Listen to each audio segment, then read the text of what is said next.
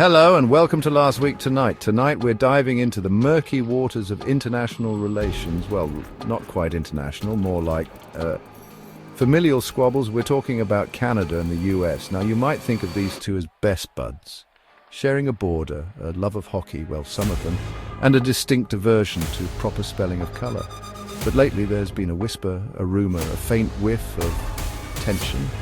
Yes, it seems some Canadians are feeling a bit put out with their southern neighbours. A perceived turf war, if you will. Now, where did this come from?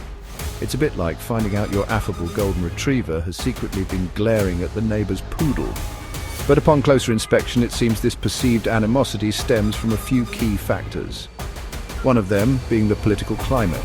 You see, politics, it's like that uncle at Thanksgiving who insists on discussing conspiracy theories after one too many eggnogs.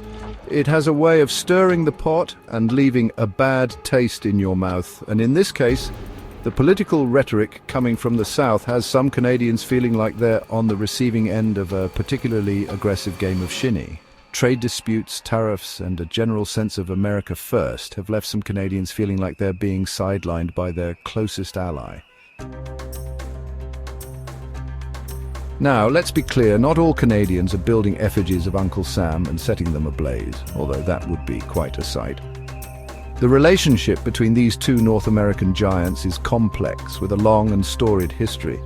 But the perception of a growing divide cannot be ignored.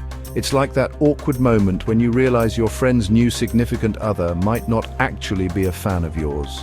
The political rhetoric, particularly in recent years, has amplified these feelings of unease.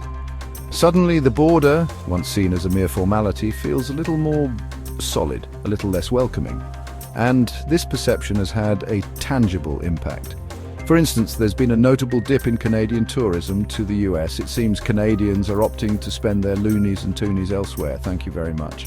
But here's the thing, while some Canadians might be feeling the sting of this perceived turf war, the Americans, well, they're a bit perplexed. You see, for many Americans, Canadians are practically family.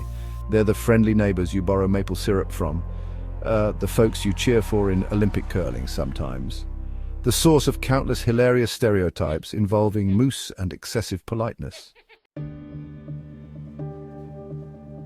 To illustrate this point, let's take a trip to Port Angeles, Washington. This charming town, nestled on the Olympic Peninsula, relies heavily on Canadian tourism. So when political tensions started brewing and Canadian visitors became a rarer sight, the good people of Port Angeles decided to take action. They rolled out the red carpet, literally. When the first ferry from Victoria, British Columbia, docked in Port Angeles after a period of decreased traffic, they were greeted with open arms and a marching band. Yes, a marching band, because nothing says we're glad you're here. Like a rousing rendition of O Canada performed by enthusiastic Americans in matching uniforms. The message was clear. Canadians are welcome here, political squabbles be damned. This heartwarming display of camaraderie wasn't an isolated incident.